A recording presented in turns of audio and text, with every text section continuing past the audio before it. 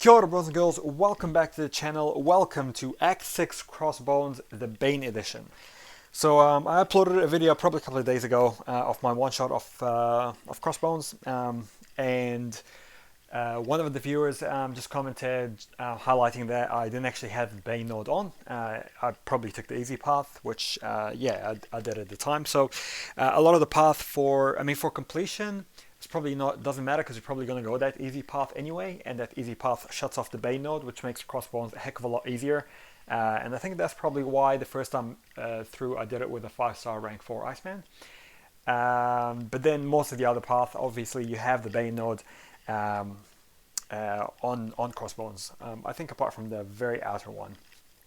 Anyway, so the node does add a little bit of complexity, and everybody knows how BANE works. Basically, every 10 seconds you get a degen on you, and then he gets a degen on him. You kind of either have to hit him, or every 10 seconds it just automatically transfers. And it does like 1% of the current health of the opponent. So ideally you want to go in with full health, so your BANE does the most damage possible. But the main thing actually really is Crossbones. So the higher his health is, the more damage the BANE is going to do to you. And the further in the fight you go, the easier it becomes, or the less damage you take. So let's talk a little bit just about the strategy and about kind of like what's going to change if you come into this fight with the BANE node. Okay, so in the previous fight with Force of Will, you saw that I was playing pretty aggressive. But not too aggressive. I mean, I was still patient. I was still kind of just baiting out the SP1 and getting in. I was throwing my SP2s when I can. With this one, it's different. It's all about timing. You can't really be super patient because you have to force and create your openings.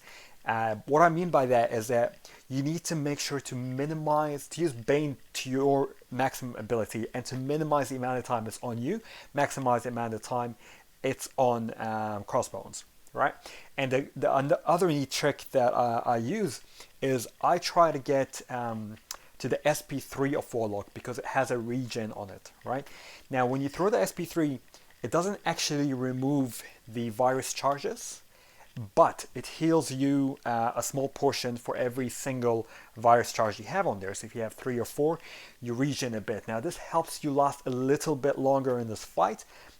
And you'll see here, like I'll throw it in a sec. I'm on about 40 life right now. You'll see after I throw this, that's going to go up a bit. And that helps mitigate just that, the degen damage a little bit. But you're playing aggressive, but it has to be with purpose. Like see, I've gained another 13% life because of that SP3. So this helps me last in the fight, and later on in the fight, as you can see now, he's only down to 28. I do take hits, but the BANE is not doing as much damage to me as it was. I was doing 500 per tick, and I'm able to land out. So yeah, it's a little bit of a different fight because there's a little bit more complexity. There's a little bit more trickiness. You're trying to get to the SP3. You're trying not to use the SP2 or the SP1 because the SP1 will take away the virus charges, and then that means that he can go back to regening, which is terrible because now that means the BANE does more damage to you. The SP2 does a lot of damage, but that's not the one you want to use for this fight. The SP3 is the one you want to go to because it not only drains him, it also regens you. Now, my Warlock is unawakened, but if he was awakened, I would do a lot more damage as well with degeneration and the power drain. And also this is completely unboosted, right? So if you chuck on a health boost, you chuck on your attack boosts, you chuck in your tech boosts, this is also going to help a little bit, do a lot more damage and reduce the length of the fight. But as you can see, I'm not going to say it's easy, but it's not hard. It is doable.